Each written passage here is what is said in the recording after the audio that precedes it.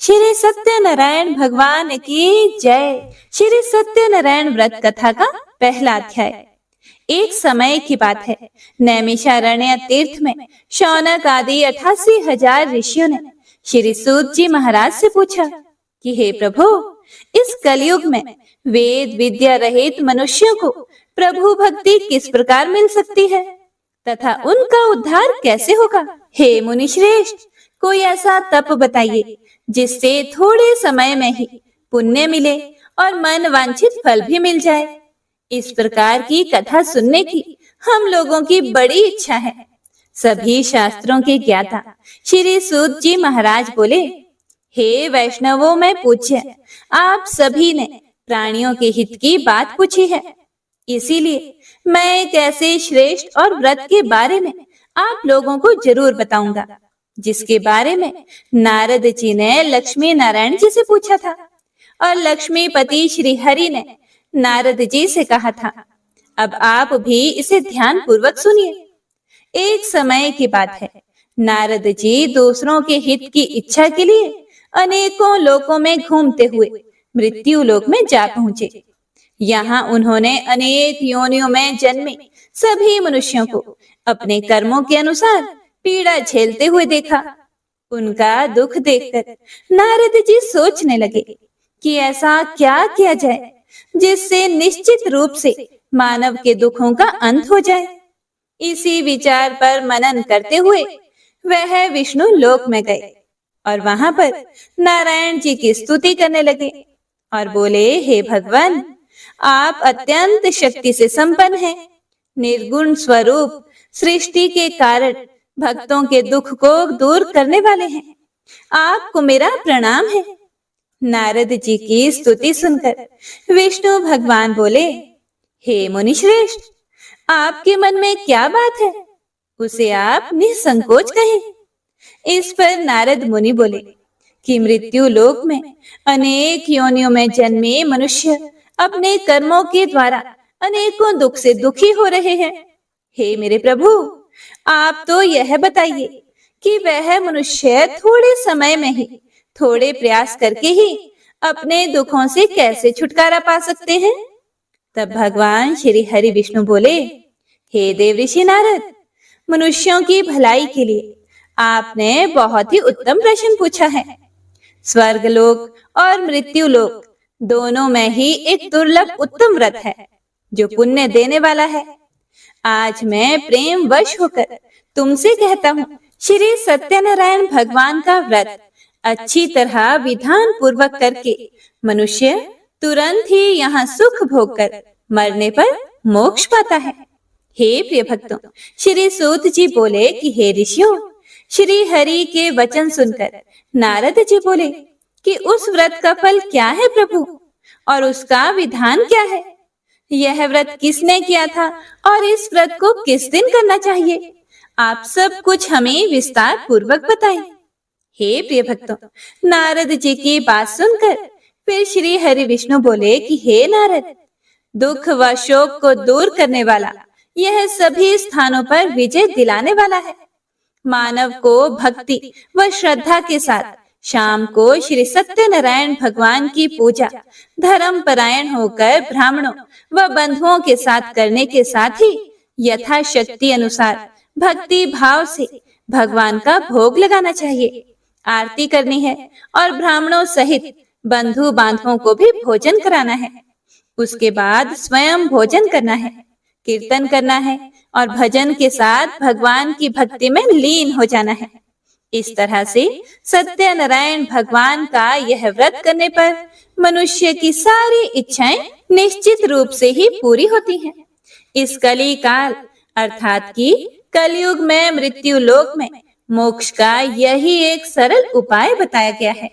हे प्रिय भक्तों, सत्यनारायण व्रत कथा का प्रथम अध्याय संपूर्ण। श्रीमन नारायण नारायण हरि हरि, भजमन नारायण नारायण हरि हरि। श्री कृष्ण गोविंद हरे मुरारी, हे नाथ नारायण वासुदेवा। तो प्रेम से बोलिए श्री सत्यनारायण भगवान की जय। हे प्रिय भक्तों, तो आइए अब सुनते हैं श्री सत्यनारायण भगवान की व्रत कथा का दूसरा अध्याय। श्री सूत जी महाराज बोले, हे ऋषियों, जिसने पहले समय में इस व्रत को किया था उसका इतिहास कहता हूँ, ध्यान से सुनो। सुंदर काशीपुरी नगरी में एक अत्यंत निर्धन ब्राह्मण रहता था। भूख प्यास से परेशान वह धरती पर घूमता रहता था। ब्राह्मणों से प्रेम करने वाले भगवान श्री हरि विष्णु ने एक दिन ब्राह्मण का वेश धारण करके उसके पास जाकर पूछा कि हे विप्र, नित्य दुखी होकर तुम धरती पर क्यों घूमते हो? फिर दीन ब्राह्मण बोला, मैं निर्धन ब्राह्मण हूँ, भिक्षा के लिए धरती पर घूमता हूँ। यदि आप इसका कोई उपाय जानते हो तो बताइए। वृद्ध ब्राह्मण रूपी भगवान ने कहा कि सत्यनारायण भगवान मनोवांछित फल देने वाले हैं। इसे करने से मनुष्य सभी दुखों से मुक्त हो जाता है। वृद्ध ब्राह्मण बनकर आए हुए सत्यनारायण भगवान उस निर्धन ब्राह्मण को व्रत का सारा विधान बताकर अंतर ध्यान हो गए। अगले दिन सुबह उठने के साथ ही उस बूढ़े ब्राह्मण ने मन ही मन में संकल्प लिया कि सत्यनारायण का व्रत करूंगा, और फिर अपने नित्य कर्मों से फ्री होकर वह भिक्षा के लिए चल पड़ा। उस दिन उसे भिक्षा में बहुत सा धन प्राप्त हुआ। उसी धन से उसने परिवार के साथ मिलकर भगवान श्री सत्यनारायण की पूजा की और व्रत रखा। इस व्रत के करने से कुछ दिन बाद उसके सभी दुखों और कष्टों का निवारण हो गया और देखते ही देखते वह एक संपन्न और अनेकों संपत्तियों का मालिक बन गया। हे प्रिय भक्तों, अब हर महीने की पूर्णिमा के दिन वे ब्राह्मण श्री सत्यनारायण भगवान की पूजा और व्रत करने लगा। इस प्रकार सत्यनारायण भगवान के इस व्रत को करके वह श्रेष्ठ ब्राह्मण सभी पापों और गरीबी से मुक्त हो गया और उसने एक दुर्लभ मोक्ष पद को प्राप्त किया। इस तरह से सत्यनारायण भगवान के व्रत को जो भी मनुष्य करेगा वह सभी प्रकार के पापों से छूटकर मोक्ष को प्राप्त होगा, और जो मनुष्य इस व्रत को करेगा वह भी सभी दुखों से मुक्त हो जाएगा। श्री सूत जी महाराज ऋषियों से बोले कि हे मुनियों, इस तरह से देव ऋषि नारद जी से नारायण जी का कहा हुआ श्री सत्यनारायण व्रत को मैंने तुमसे कहा। हे मुनियों, मैं अब और क्या कहूँ? इतनी कथा सुनने के बाद 88,000 ऋषि मुनि श्री सूत जी महाराज से बोले, हे मुनिवर, संसार में उस विप्र से सुनकर और किस किस ने इस व्रत को किया, हम सब इस बात को भी सुनना चाहते हैं। इसके लिए हमारे मन में श्रद्धा का बहुत भाव है। सूत जी बोले कि हे मुनियों, जिसने इस व्रत को किया है वह सब सुनो। एक समय की बात है, वही विप्र धन और ऐश्वर्य के अनुसार अपने बंधु बांधवों के साथ इस व्रत को करने के लिए तैयार हुआ। उसी समय एक लकड़ी बेचने वाला बूढ़ा आदमी आया और लकड़ियां बाहर रखकर अंदर ब्राह्मण के घर में गया। प्यास से दुखी वह लकड़हारा उनको व्रत करते देखकर विप्र को नमस्कार करके पूछने लगा कि आप यह क्या कर रहे हैं तथा इसे करने से आपको क्या फल मिलेगा, कृपया करके मुझे भी बताइए। लकड़हारे की बात को सुनकर ब्राह्मण ने कहा कि सभी मनोकामनाओं को पूरा करने वाला यह श्री सत्यनारायण भगवान का व्रत है। इनकी कृपा से ही मेरे घर में धन धान्य आदि की वृद्धि हुई है। विप्र से सत्यनारायण व्रत के बारे में जानकर लकड़हारा बड़ा खुश हुआ। चरणामृत लेकर और प्रसाद खाने के बाद वह अपने घर चला गया। लकड़हारे ने अपने मन में संकल्प किया कि आज लकड़ी बेचने से जो भी मुझे धन मिलेगा उसी से मैं श्री सत्यनारायण भगवान का उत्तम व्रत करूंगा। मन में इस विचार को लेकर बूढ़ा आदमी सिर पर लकड़ियां रखकर उस नगर में बेचने चला गया, जहां उसे अपनी लकड़ियों के दाम पहले से 4 गुना अधिक मिले। बूढ़ा व्यक्ति प्रसन्नता के साथ पैसे लेकर सत्यनारायण भगवान की मूर्ति और व्रत की अन्य सामग्रियां लेकर अपने घर को आया। वहां उसने अपने परिवारजनों को बुलाकर विधि विधान से श्री सत्यनारायण भगवान का पूजन और व्रत किया। इस व्रत के प्रभाव से वह बूढ़ा लकड़हारा धन पुत्र आदि से युक्त होकर संसार के समस्त सुख भोग कर अंत में वैकुंठ धाम चला गया। हे प्रिय भक्तों, श्री सत्यनारायण व्रत कथा का दूसरा अध्याय संपूर्ण। श्रीमन नारायण नारायण हरि हरि, भज मन नारायण नारायण हरि हरि। श्री कृष्ण गोविंद हरे मुरारी, हे नाथ नारायण वासुदेवा। तो सभी प्रेम से बोलिए श्री सत्यनारायण भगवान की जय। तो आइए अब सुनते हैं श्री सत्यनारायण भगवान की व्रत कथा का तीसरा अध्याय। श्री सूत जी महाराज बोले, हे श्रेष्ठ मुनियों, अब आगे की कथा कहता हूँ, ध्यान से सुनो। पहले समय में उल्का मुख नाम का एक बुद्धिमान राजा था। वह सत्यवक्ता और जितेंद्रिय था। प्रतिदिन वह देव स्थानों पर जाता था और निर्धन व्यक्तियों को धन देकर उनके कष्ट दूर करता था। उसकी पत्नी कमल के समान मुख वाली तथा सती साध्वी थी। भद्रशिला नदी के तट पर उन दोनों ने श्री सत्यनारायण भगवान का व्रत किया। उसी समय साधु नाम का एक वैश्य आया। उसके पास व्यापार करने के लिए बहुत सा धन भी था। राजा को व्रत करते देखकर वह विनय के साथ पूछने लगा कि हे राजन, भक्ति भाव से पूर्ण होकर आप यह क्या कर रहे हैं? मैं सुनने की इच्छा रखता हूँ, कृपा करके मुझे भी बताइए। राजा बोला, मैं अपने बंधु बांधवों के साथ पुत्र आदि की प्राप्ति के लिए श्री सत्यनारायण भगवान का व्रत और पूजन कर रहा हूँ। राजा के वचन सुनकर साधु आदर से बोला, हे राजन, मुझे इस व्रत का सारा विधान कहिए। मैं भी इस व्रत को करूंगा। मेरी भी संतान नहीं है और इस व्रत को करने से निश्चित रूप से मुझे संतान की प्राप्ति होगी। राजा से व्रत का सारा विधान सुनकर व्यापार से निवृत्त होकर वह अपने घर को गया और घर पहुंचकर साधु ने वह सारी बात अपनी पत्नी को बता दी। पत्नी को संतान देने वाले इस व्रत का वर्णन कह सुनाया और कहा कि जब मेरी संतान होगी तब मैं भी इस व्रत को करूंगा। साधु ने इस तरह के वचन अपनी पत्नी लीलावती से कहे। एक दिन लीलावती पति के साथ आनंदित होकर सांसारिक धर्म में प्रवृत्त होकर सत्यनारायण भगवान की कृपा से गर्भवती हो गई। 10वें महीने उसके गर्भ से एक सुंदर कन्या ने जन्म लिया। माता पिता ने अपनी कन्या का नाम कलावती रखा। एक दिन कलावती की माँ लीलावती ने अपने पति को याद दिलाया कि आपने श्री सत्यनारायण भगवान के जिस व्रत को करने का संकल्प किया था उसे करने का समय आ गया है। अब इस व्रत को कीजिए। फिर साधु बोला कि हे प्रिय, इस व्रत को मैं उसके विवाह पर करूंगा। इस प्रकार अपनी पत्नी को आश्वासन देकर वह नगर को चला गया। इधर कन्या कलावती पिता के घर में जल्दी जल्दी बढ़ने लगी।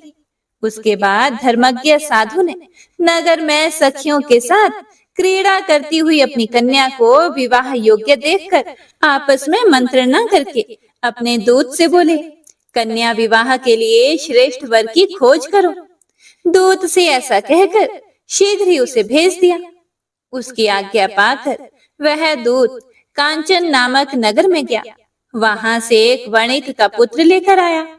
उस साधु ने उस वणिक के पुत्र को सुंदर और गुणों से संपन्न देखकर अपनी जाति के लोगों तथा बंधु बांधवों के साथ संतुष्ट चित होकर विधि विधान से वणिक पुत्र के हाथ में कन्या का दान कर दिया।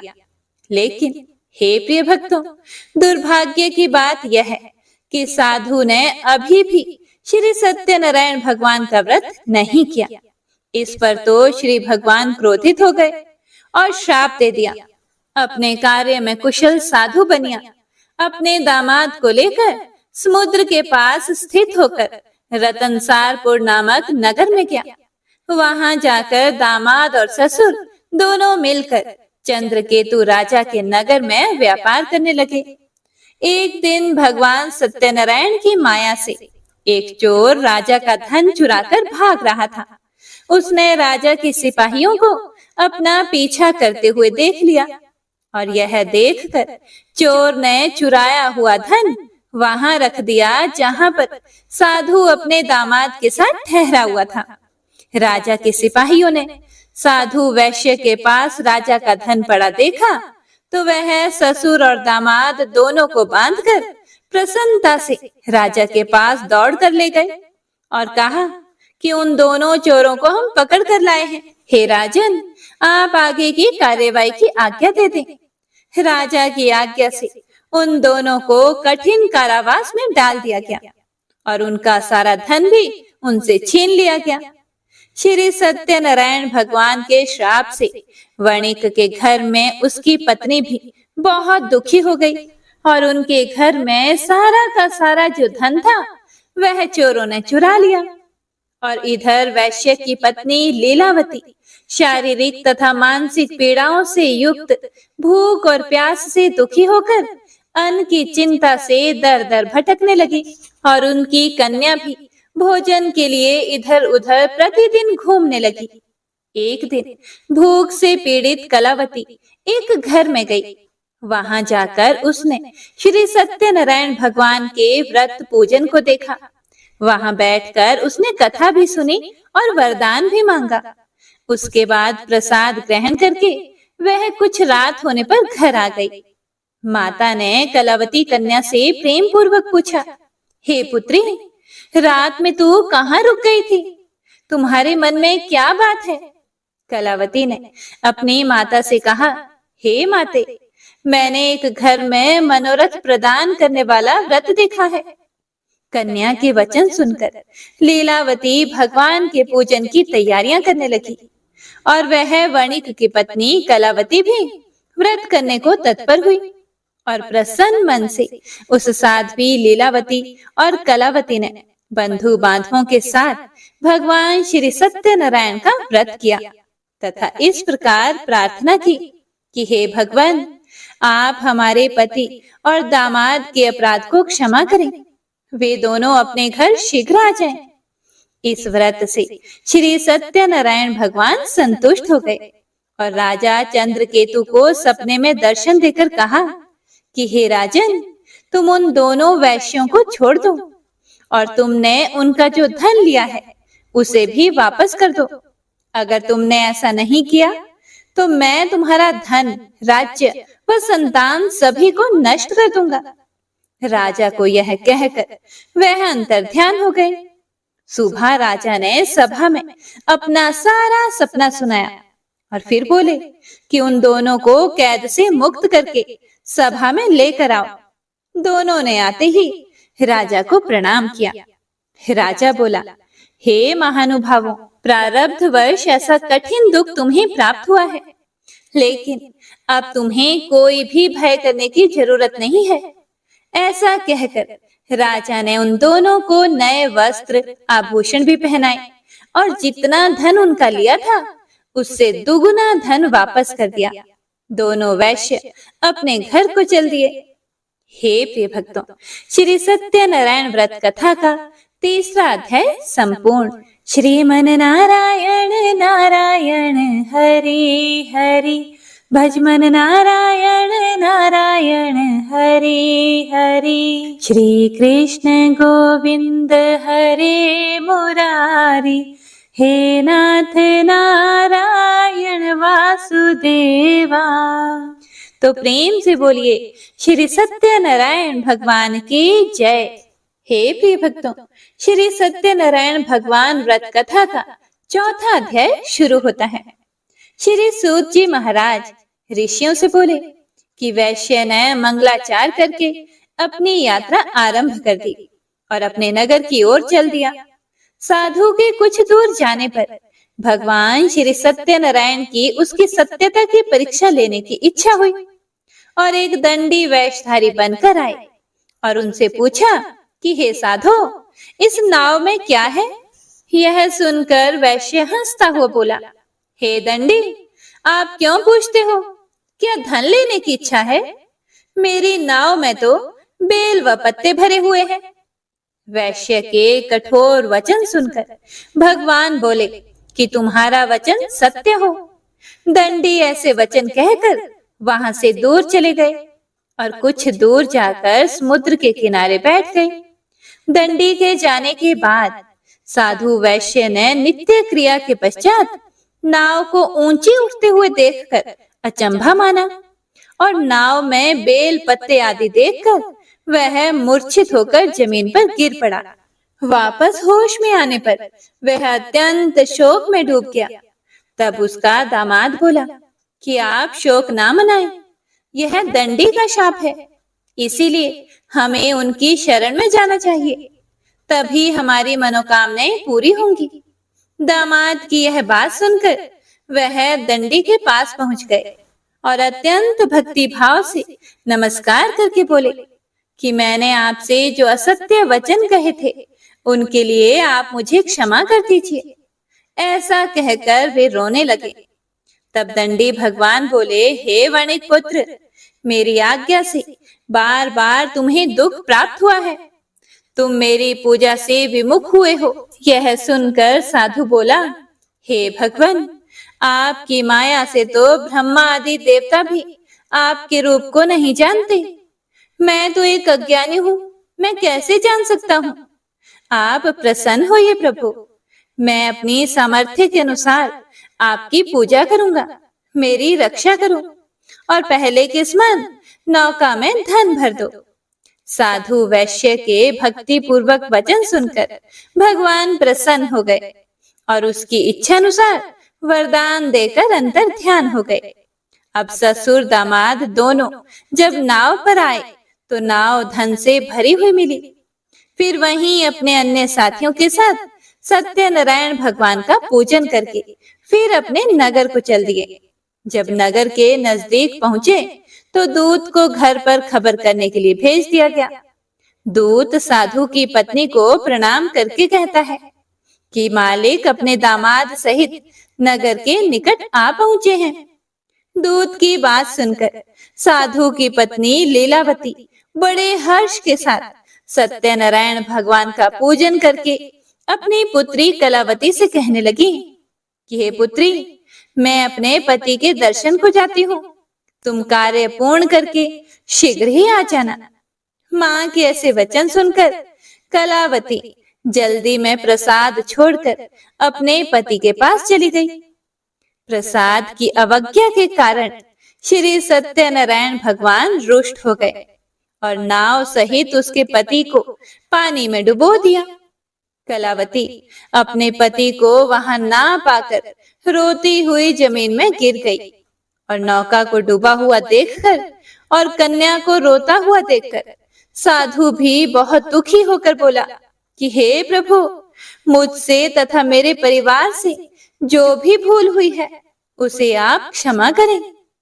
साधु के दीन वचन सुनकर श्री सत्यनारायण भगवान प्रसन्न हो गए और आकाशवाणी हुई कि हे साधु, तेरी कन्या मेरे प्रसाद को छोड़कर आई है, इसीलिए उसका पति अदृश्य हो गया है। यदि वह घर जाकर प्रसाद खाकर लौटती है तो इसे इसका पति अवश्य मिलेगा।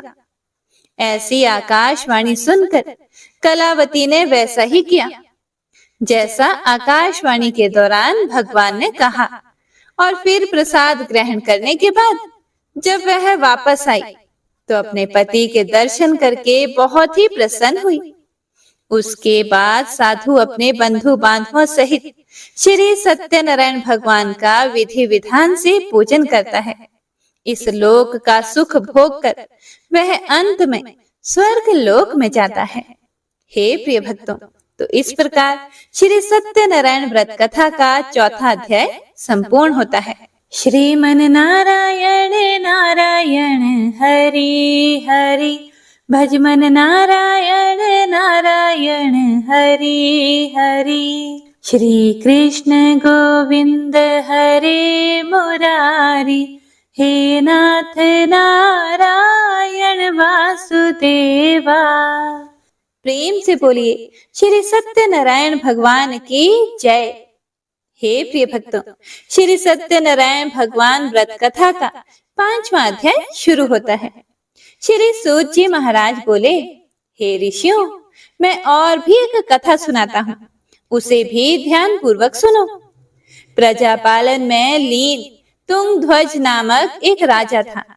उसने भी भगवान का प्रसाद त्याग कर बहुत ही दुख सहन किया था। एक बार जंगल में जाकर वन्य पशुओं को मारकर वह बड़ के पेड़ के नीचे आया। वहां उसने ग्वालों को भक्ति भाव से अपने बंधुओं सहित सत्यनारायण भगवान का पूजन करते देखा। अभिमानवश राजा उन्हें देखकर भी पूजा स्थान में नहीं गया और ना ही उसने भगवान को प्रणाम किया। ग्वालों ने राजा को प्रसाद दिया, लेकिन उसने ये प्रसाद भी नहीं खाया और प्रसाद को वहीं छोड़कर वह अपने नगर को चला गया। हे प्रिय भक्तों, जब वह नगर में पहुंचा तो वहां सब कुछ तहस नहस हुआ पड़ा था। तो वह शीघ्र ही समझ गया कि यह सब भगवान के अनादर का ही परिणाम है। वह दोबारा ग्वालों के पास पहुंचा और विधि पूर्वक पूजा करके प्रसाद खाया। तो श्री सत्यनारायण भगवान की कृपा से सब कुछ पहले जैसा हो गया। दीर्घ काल तक सुख भोगने के बाद मरने के बाद उसे स्वर्ग लोक की प्राप्ति हुई। श्री सूत जी महाराज कहते हैं कि जो भी मनुष्य इस परम दुर्लभ श्री सत्यनारायण के व्रत को करता है और पुण्यमयी तथा फल प्रदायिनी भगवान की कथा को भक्ति युक्त होकर सुनता है, उसे भगवान श्री सत्यनारायण की कृपा से धन धान्य आदि की प्राप्ति होती है। दरिद्र धनवान हो जाता है, संतानहीन मनुष्य को संतान सुख मिलता है और बंधन में पड़ा हुआ बंधन से मुक्त हो जाता है। डरा हुआ व्यक्ति भय मुक्त हो जाता है। यह सत्य बात है, इसमें कोई भी संशय नहीं है। इस लोक में वह सभी इच्छित फलों का भोग प्राप्त करके अंत में सत्यपुर वैकुंठ लोक को जाता है। श्री सूत जी महाराज बोले कि इस प्रकार मैंने आप लोगों से भगवान श्री सत्यनारायण के व्रत को कहा, जिसे करके मनुष्य सभी दुखों से मुक्त हो जाता है। हे श्रेष्ठ मुनियों, जो भी मनुष्य नित्य भगवान श्री सत्यनारायण की इस व्रत कथा को पढ़ता या सुनता है, भगवान श्री सत्यनारायण की कृपा से उसके सभी पाप नष्ट हो जाते हैं। हे मुनीश्वरों, पूर्व काल में जिन लोगों ने भगवान श्री सत्यनारायण का व्रत किया था, उनके अगले जन्म का वृतांत कहता हूँ, आप लोग ध्यान से सुने। वृद्ध शतानंद ब्राह्मण ने सुदामा का जन्म लेकर मोक्ष की प्राप्ति की। लकड़हारे ने अगले जन्म में निषाद बनकर मोक्ष प्राप्त किया। उल्कामुख नाम का राजा दशरथ होकर वैकुंठ को गए। साधु नाम के वैश्य ने मोरध्वज बनकर अपने पुत्र को आरे से चीरकर मोक्ष पाया। महाराज तुंगध्वज ने स्वयंभू होकर भगवान में भक्ति युक्त होकर कर्म करके मोक्ष पाया। कथा सुनने के बाद सभी ऋषियों ने श्री हरि को झुककर प्रणाम किया। हे प्रिय भक्तों, तो इसी के साथ श्री सत्यनारायण व्रत कथा का 5वां अध्याय संपूर्ण होता है। श्रीमन नारायण नारायण हरि हरि, भजमन नारायण नारायण हरि हरि। श्री कृष्ण गोविंद हरे मुरारी, हे नाथ नारायण वासुदेवा। श्री सत्यनारायण भगवान की आरती। ओम जय लक्ष्मी रमणा, स्वामी जय लक्ष्मी रमणा, सत्यनारायण स्वामी जनपातक हरणा। ओम जय लक्ष्मी रमणा, रतन जटित सिंहासन अद्भुत छवि राजे, नारद करत निरंजन घंटा ध्वनि बाजे। ओम जय लक्ष्मी रमणा, प्रकट भये कलि कारण, द्विज को दरस दियो। बूढ़े ब्राह्मण बन कर कंचन महल कियो। ओम जय लक्ष्मी रमणा। दुर्बल भील कठियारो, जिन पर कृपा करी। चंद्रचूड़ एक राजा, जिनकी विपत्ति हरी। ओम जय लक्ष्मी रमणा। वैश्य मनोरथ पायो, श्रद्धा तज दिन ही। सो फल भोग्य प्रभु जी, फिर स्तुति की नहीं। ओम जय लक्ष्मी रमणा। भाव भक्ति के कारण, छिन छिन रूप धर्यो। श्रद्धा धारण कीनी, तिनको काज सरयो।